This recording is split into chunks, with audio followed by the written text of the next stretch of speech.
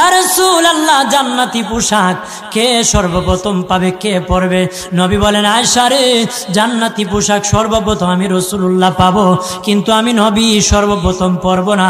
সর্বপ্রথম ইব্রাহিম খলিলুল্লাহকে জান্নাতি পোশাক পরানো হবে। কেন জানুনি? ইব্রাহিম নবীকে নমরুদের আগুনে যখন ফেলে দেওয়া হয়েছিল, দুনিয়ার সব ছেড়ে দিয়েছিল, বাড়ি ছেড়ে দিয়েছিল, সম্পদ ছেড়ে দিয়েছিল, মা বাবা ছেড়ে দিয়েছিল, এমনকি গায়ের জামা যখন খুলে নেয়, ইব্রাহিম কয়েক কাপড় ছেড়ে দিতে পারি, আমার আসমানের মালিককে ছেড়ে দিতে পারি না। ওই দিন আল্লাহ ইব্রাহিমের সাথে অঙ্গীকার করেছিল, ইব্রাহিম আজকে তোমাকে সকলের সামনে উলঙ্গ করে লজ্জায় ফেলে দিয়েছি ইব্রাহিম, তারপরে তুমি আমাকে ছাড়ো নাই। আমি কিয়ামতের দিন সকলের সামনে মুসলমান, বেঈমান, কাফের, নাস্তিক যারা তোমাকে উলঙ্গ করেছিল তাদের সামনে আমি আল্লাহ আনুষ্ঠানিকভাবে তোমাকে কাপড় পরায়া দিব।